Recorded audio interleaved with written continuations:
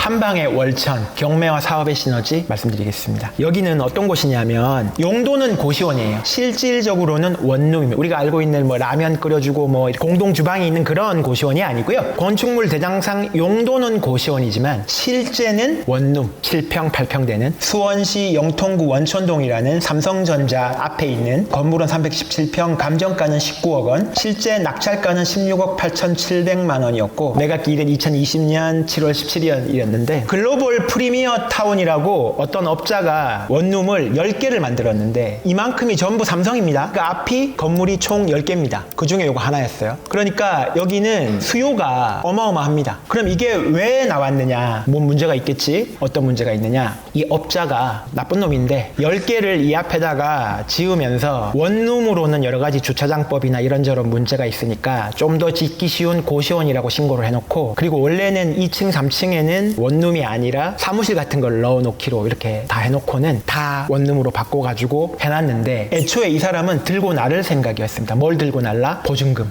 그래가지고 이게 지금 감정가가 19억 원이잖아요. 근데 대출이 한 20억, 한 명당 6천에서 7천만 원 정도, 보증금만 15억, 20억을 받아서 한 채당 10억도 안 들여놓고는 40억을 꿀꺽하고는 나른 겁니다. 그래서 10채가 차례차례 경매에 나오고 있는 중이었어요. 왜냐하면 이자를 내야 되잖아요. 근데 나르니까 경매에 나오게 된 거죠. 그런데 제가 이제 임장을 갔더니요, 주변에 제일 가까이 있는 부동산에 갔더니 그 사람이 이 부동산의 전세를 계약을 몇 개나 했겠어요. 이 건물의 미래가치도 제가 말씀드리겠는데 그 미래가치까지 5만 원 내고 30분 만에 들은 겁니다. 문제는 뭐예요? 이 30호실 6천만 원, 7천만 원이나 전세 보증금으로 들어와 있던 이 사람들을 내보내야 되죠. 명도를 30명을 해야 되는 겁니다, 여러분. 어려워요? 돈 몇백이면 전문가들이 다 해줍니다. 싸게만 사면 돼요. 제가 이제 16억 초반을 썼고 낙찰자가 16억 8천 정도를 썼는데 모니터링을 했죠. 그랬더니 신탁 대출을 했는데 대출이 낙찰가가 16억 8천이었으니까 낙찰가의 85에서 90% 정도 대출이 되는 걸로 이미 확약을 했었습니다. 그 다음에 각종 수리 및 집기 교체를 했고 건물관리업체와의 협상을 통해서 소방, 전기, 뭐 승강기, 주택관리, 인터넷, 세무기장 등등등 이런 걸 했고요. 그래서 요거를 이제 계산을 해보면 투입 금액이 16억 8,700인데 대출이 85% 14억 정도 대출이 나오고 수리비 명도비용 추정입니다. 2천만 원 정도 잡고 보증금이 500만 원이라고 말씀드렸죠. 총 36호실이에요. 그래서 보증금이 1억 8천입니다. 투입 금액이 얼마죠? 16억 8,700만 원이라는 큰 돈이 들어가는 어마어마한 물건이었지만 대출 85%와 보증금 1억 8천을 빼고 수리비 명도비용은 지불하고 나니까 실투자금이 채 1억이 안 됩니다. 월 수입은 얼마일까요? 50만 원 곱하기 36시라면 한 달에 1,800만 원이 들어오고 월 관리비가 8만 원이죠. 그거 하면 288만 원이 들어오고 월 수입만 2,100만 원 정도가 들어옵니다. 그럼 지출은 얼마일까요? 건물 관리비용 150 정도, 그 기타 비용 100만 원, 입주 청소나 도배나 중개수수료 이런 거 등등등 14억에 대출이자 5%월 600만 원. 그럼 월 지출이 850만 원 정도 됩니다. 2,100만 원에서 월 지출 850만 원을 빼면 월 추정 수익이 1,200만 원 정도 됩니다. 실투자금이 얼마라고 아까 말씀드렸죠? 1억도 안 되는 돈으로 건물주가 돼서 한 달에 1,200을 받습니다. 월세 1,000만 원으로 대기업 앞에 신축 건물주가 되는 데 있어서 필요한 돈은 9천만 원. 임장은 하루, 공무원 한 번 만나는 것, 약간의 용기, 그리고 실행력. 요거는 은평구 녹본동에 있는 오래된 2층 건물이었어요. 감정가가 4억 5,200이었고 5억 1,400에 낙찰이 됐습니다. 토지가 25평, 건물이 39평 돼서 1층은 상가 건물 같고 2층은 주택 같은 그런 상가주택. 요 물건이 어떠냐면 왼쪽 아래는 은평구청이 있고 오른쪽 위에는 불광역이 있는 오래된 빌라들이 있는 거리의 중간쯤에 있습니다. 대부분 공실이었고 관리되지 않은 외관, 최악의 1층 상태, C급 상권의 B급 입지, 내부 상태는 D급이었죠. 감춰진 많은 장점들이 있는데 2층 주택 부분이 너무 낮은 감정가로 감정이 되었어요. 이 지역의 4년 동안에 이 집가 상승이나 이런 거를 전혀 감정가에서 반영을 하지 못했던 겁니다. 최소한 그 당시 감정가보다 2배는 돼야 되는데 반값으로